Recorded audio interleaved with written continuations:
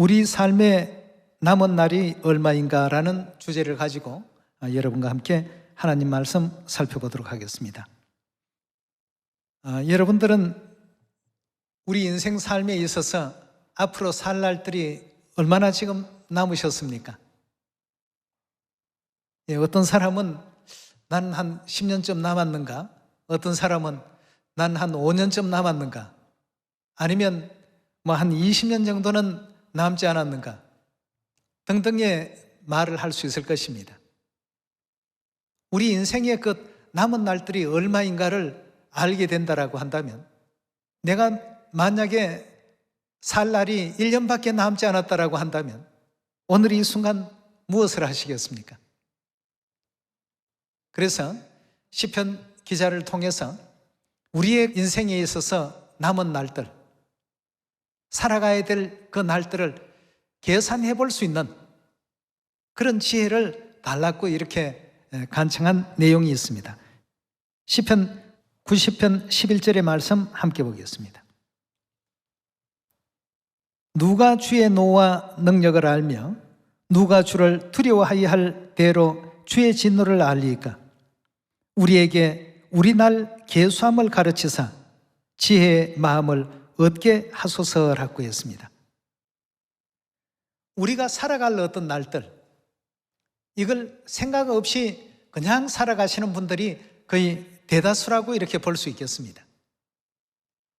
연세가 이제 70이 되고 80이 되어도 이 땅에서의 어떤 삶만을 생각하는 사람이 있는가 하면 20이 되고 30이 되어도 천국을, 영원한 세계를 생각하는 그러한 사람의 삶도 있을 수가 있습니다.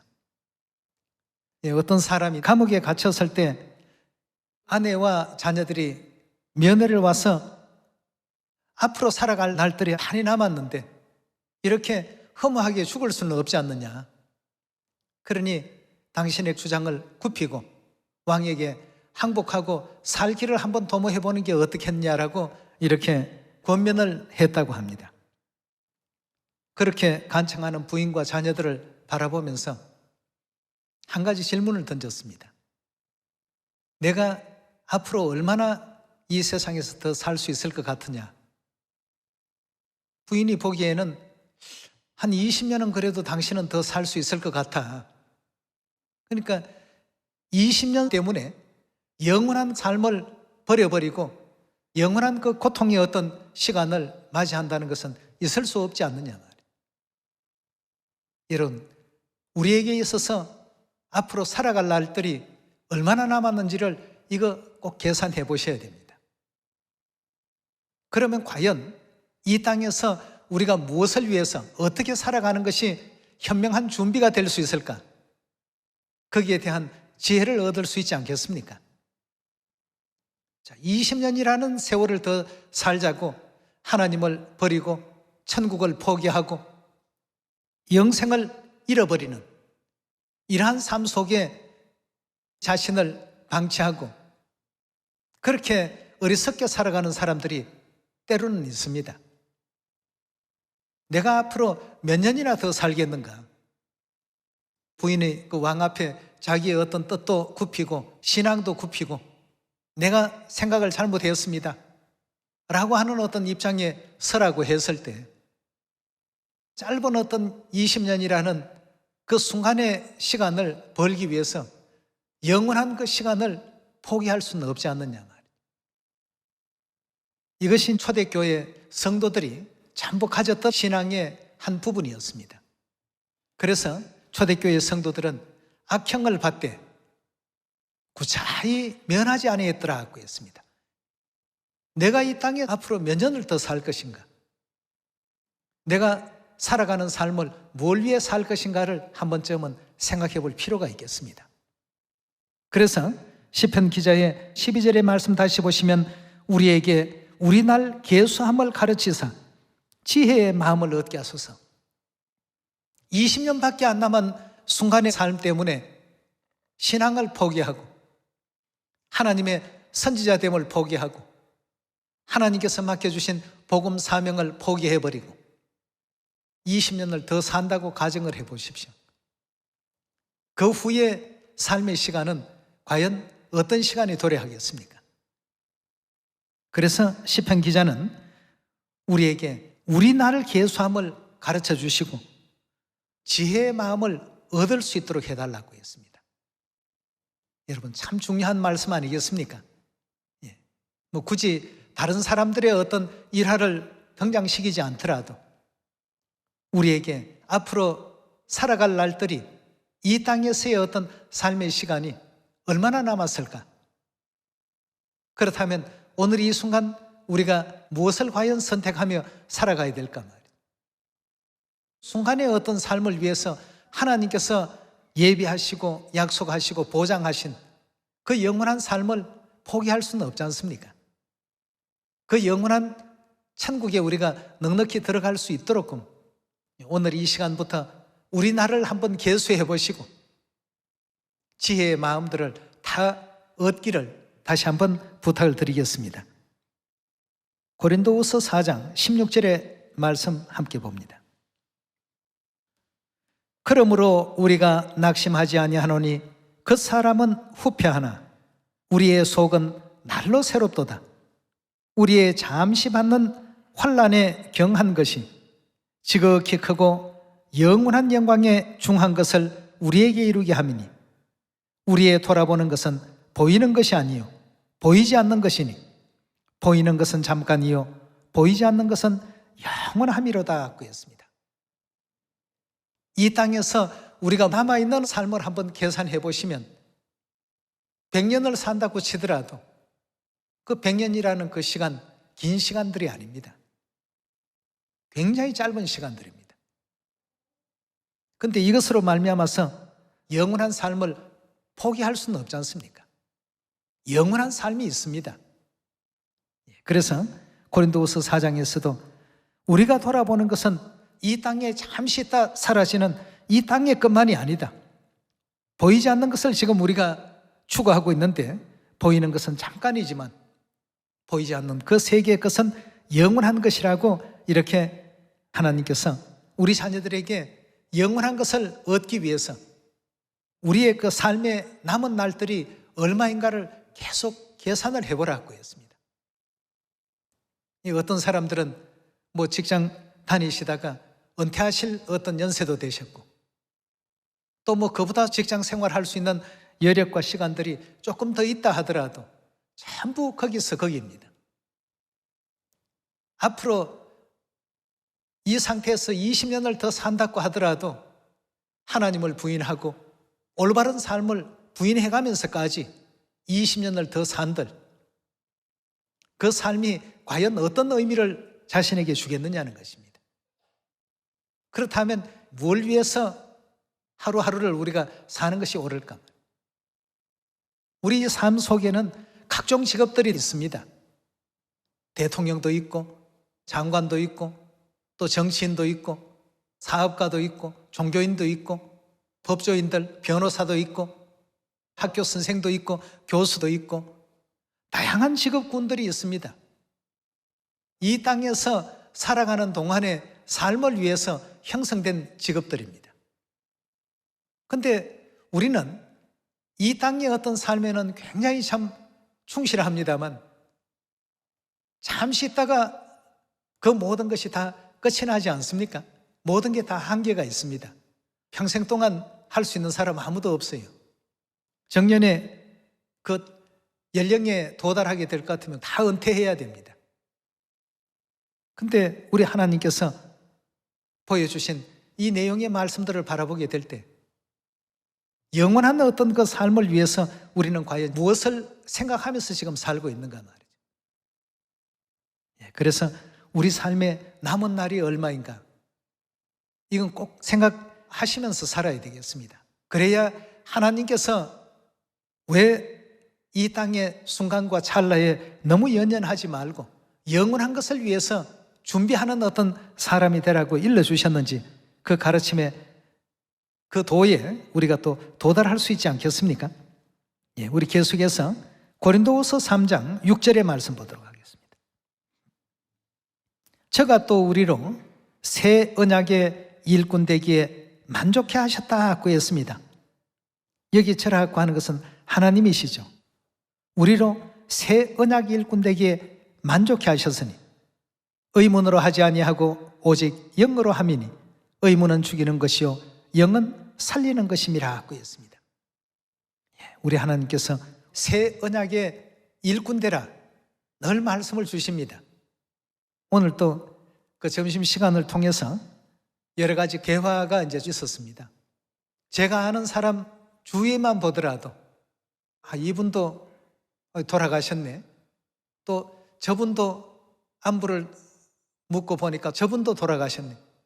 알고 계신 분들이 주위에 많은 분들이 돌아가셨어요. 그 우리 부모님 때에는 이미 거의 다 돌아가셨습니다.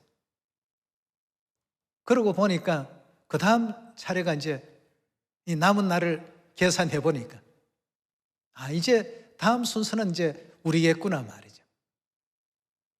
그렇게 하고 과거에 어떤 분은 아주 지혜가 많았는데 어떤 분은 머리가 똑똑했는데 등등 돌아가신 분들의 면면을 보니까 전부 그런 어떤 입장이었습니다.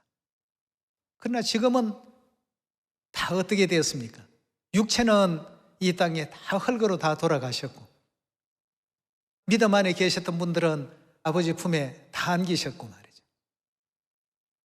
그런 어떤 내용을 보니까 똑똑한 것, 부유했던 것, 권세가 있었던 것 이런 것이 정말 참 덧없다라고 세상에는 그렇게 표현하지 않습니까? 큰 의미를 갖지 못하는데 이 땅에 믿음의 어떤 시간을 보낸 분들은 전부 아름다운 알곡 열매들을 남겨놓고 가셨더라고요. 다른 것은 다 잊혀지고 무의미했는데 죽을 수밖에 없었던 그 인생들 가운데서 하나님 품으로 인도해 놓으신 그 열매들은 전부 살아 있습니다. 그걸 보니까 하나님께서 왜 우리에게 전도하라고 하셨는가? 이 문제에 대해서도 다시 한번 생각이 이제 떠오르게 된 것입니다. 그래서 고린도후서 3장을 보니까 우리로 새 언약의 일꾼 되기에 하나님께서 만족하게 여기고 계시더라고 했습니다. 이 땅에 수많은 어떤 직업군이 있지만 순간의 어떤 삶을 영위하기 위해서 많은 사람들이 거기에 올인을 하고 있지만 영원한 것을 위해서 조금이라도 수고해 볼 수 있는 기회를 왜 못 갖느냐는 것입니다. 마가복음 우리 16장 말씀 계속 찾아봅시다. 마가복음 16장 15절의 말씀 보시면 또 가라사대 너희는 온 천하에 다니며 만민에게 복음을 전파하라. 만민하게 되면 세상 모든 사람들에게 복음을 전파하라. 믿고 세례를 받는 사람은 즉 믿고 침례받는 사람은 구원을 얻을 것이요 믿지 않는 사람은 정죄를 받으리라 하고 했습니다. 하나님께서는 우리를 세상이라는 곳으로 보내실 때 이런 일을 하는 일터로 보내셨습니다. 만민에게 복음을 전하는 그 일터로 우리를 전부 보내셨기 때문에 이 일이 이제 다 끝나기 전까지는 우리는 쉴 수가 없습니다. 영원한 천국 가면 이제 영원 세세토록 쉰다고 되어 있지 않습니까? 그래서 천하 만민에게 다니며 복음을 전파하라. 믿고 세례, 즉 침례받는 사람은 구원을 얻을 것이요 믿지 않는 사람은 정죄를 받으리라고 했습니다. 교편을 잡든 아니면 회사 일을 하든 그 속에서도 항상 우리가 이 손을 놓아서는 안 됩니다. 하나님의 뜻을 계속 우리가 알리고 전해줘야 됩니다. 이 땅에 돈 많은 사람 죽으면 다 그뿐입니다. 오히려 남긴 유산으로 말미암아서 형제간에 그 우애를 전부 깨트리는 사람들이 왕왕 있습니다. 그러나 하나님께서는 온 천하에 다니며 만민에게 복음을 전파하는 이 사명을 이제 우리에게 주셨습니다. 영원에 이르는 이 부분만큼은 우리가 소홀해서는 안 되지 않겠습니까? 우리 삶에 남은 날이 얼마인가? 그 시간만 문제가 아닙니다. 뭘 위해서 남은 날들을 우리가 살 것인가?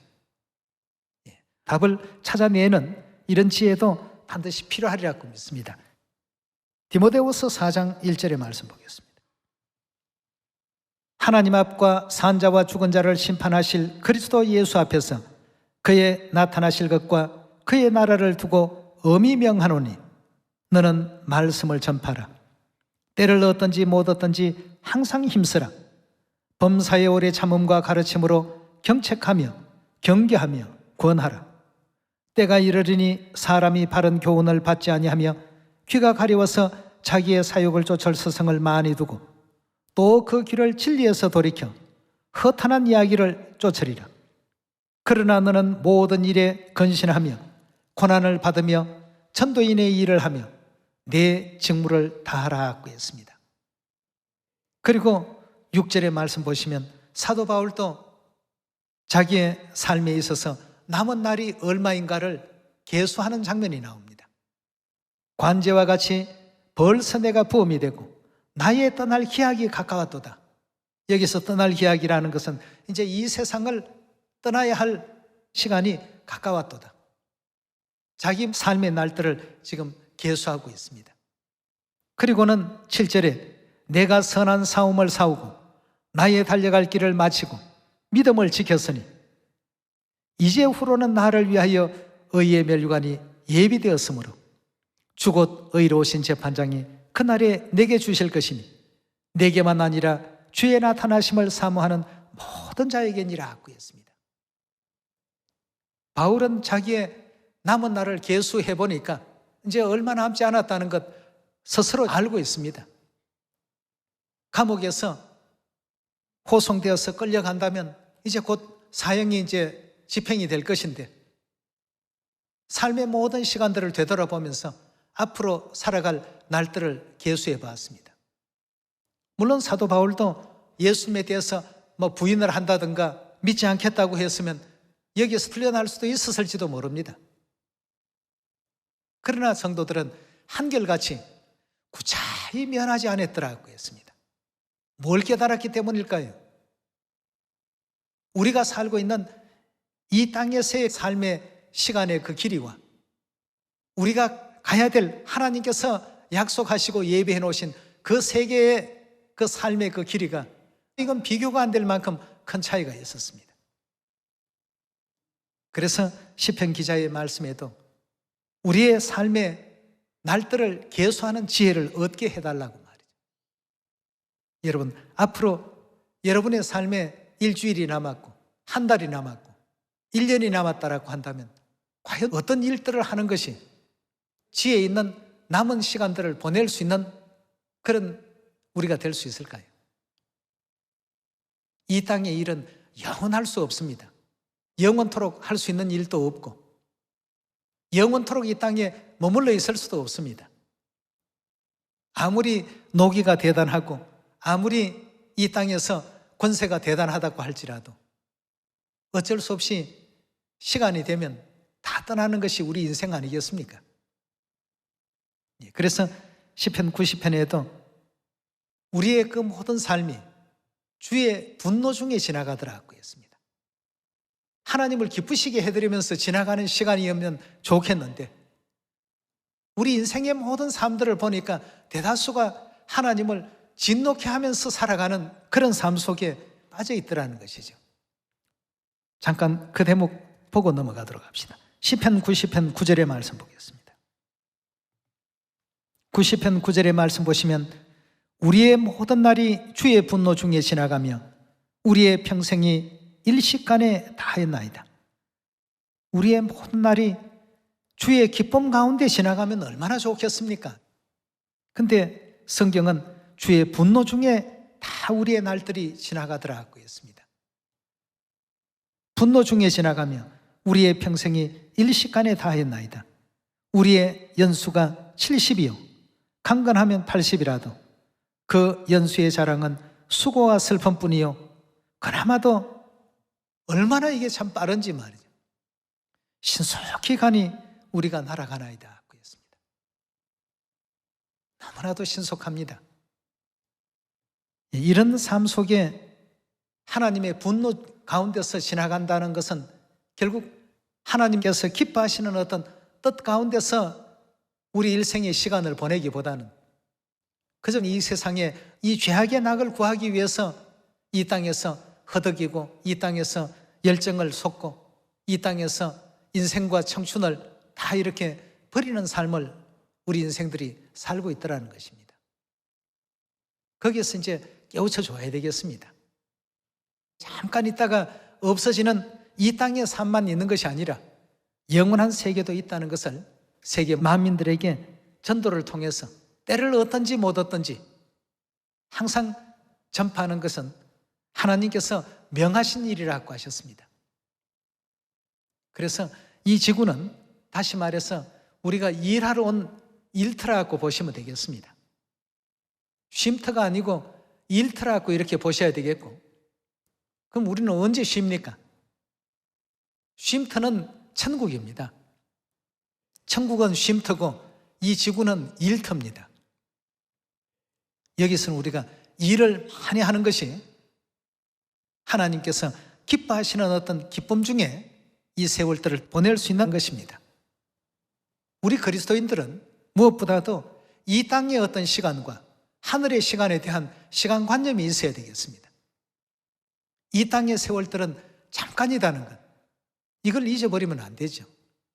그걸 잊어버리는 순간에 지혜가 사라지고, 그걸 잊어버리는 순간에 믿음이 사라지고, 그걸 잊어버리는 순간에 세상의 모든 악한 미혹에 이끌리게 되고 믿음의 집은 그 순간 다 무너져 버리게 됩니다. 초대교회 성도들이 대다수가 다 이런 어떤 삶 속에 살았고, 오늘날 우리들도 이런 믿음 가운데 천국을 바라볼 줄 아는 영안을 날마다 우리가 열어가야 되겠습니다. 그렇지 않으면 이 땅의 어떤 삶이 조금 고단하다고 해서 하나님을 원망하고 넘어진다든가 신앙을 버린다든가 포기한다든가 그런 어떤 일들이 생겨날 수밖에 없습니다. 여러분, 우리는 이 땅의 삶을 위해서 믿음을 갖는 사람들이 아닙니다. 우리의 영원한 어떤 종착역은 천국 아니겠습니까? 천국에서 하늘아버지 하늘어머니 모시고 세세토록 영생과 복락을 누릴 것이라는 것을 이걸 꼭히 기억하시고, 이 땅에서의 소욕이 생기거나 이 땅에서의 어떤 욕심이 생기거나 이 땅에서의 다른 어떤 내용이 우리 신앙을 마이너스적인 어떤 길로 이끌어가면서 세속에 빠지는 것, 이건 절대 위험합니다. 이 땅의 일을 하지 말라는 건 아니죠. 세상의 일도 열심히 하시고 성실하게 하시되 우리의 어떤 삶의 근본을 잊어가면서까지 빠지면 안 된다는 것입니다. 이런 점을 여러분과 제가 다시 한번 생각하면서 하나님을 만족시키고 하나님이 기뻐하시는 새 언약의 일꾼으로서 이 세상을 구원하는 일에 힘쏟는 것, 모든 시간들이 다 지나고 보면 가장 의미 있는 시간을 우리가 보냈다는 사실을 확인하게 될 날들이 머지않은 시간 속에 도래하게 되겠죠. 히브리서 11장 33절의 말씀 보겠습니다. 저희가 믿음으로 나라를 이기기도 하며 의를 행하기도 하며 약속을 받기도 하며 사자들의 입을 막기도 하며 불의 세력을 멸하기도 하며 칼날을 피하기도 하며 연약한 가운데서 강하게 되기도 하며 전쟁에 용맹되어 이방 사람들의 진을 물리치기도 하며 여자들은 자기의 죽은 자를 부활로 받기도 하며 또 어떤 이들은 더 좋은 부활을 얻고자 하여 악형을 받되 구차히 면하지 아니하였으며 또 어떤 이들은 희롱과 채찍질 뿐 아니라 결박과 옥에 갇히는 시험도 받았으며 돌로 치는 것과 톱으로 켜는 것과 시험과 칼에 죽는 것을 당하고 양과 염소의 가죽을 입고 유리하여 궁핍과 환난과 학대를 받았으니 이런 사람은 세상이 감당치 못하였도다. 저희가 광야와 산중과 아멸과 토굴에 유리하였나니라. 성도들이 겪었던 이와 같은 믿음의 행보를 보십시오. 이들이 어떤 믿음을 바탕으로 했기에 이렇게 할 수가 있었는가 말이죠. 이 땅의 모든 시간은 잠깐이라는 것입니다. 순간입니다. 20년을 더 살기 위해서 내 영혼을 팔 수는 없지 않느냐. 쉽게 말하면 영원한 천국에서의 그 삶을 버릴 수는 없지 않느냐. 그런 어리석은 짓을 누가 할 수 있느냐 말이에요. 황제가 아니라 그보다 더한 존재가 와서 하나님을 믿지 못하게 한다고 해서 나 안 믿겠습니다 하는 이런 어떤 얘기는 할 수 없지 않느냐 말이에요. 악형을 받되 구차히 그걸 면하지 아니했고 희롱과 채찍질뿐 아니라 결박과 옥에 갇히는 시험을 당해도 아무렇지도 않는 것 같이 여길 수 있었다고 했습니다. 여러분, 이 모든 이들의 믿음이 오늘날 우리의 중심에도 머물러 있어야 되겠습니다.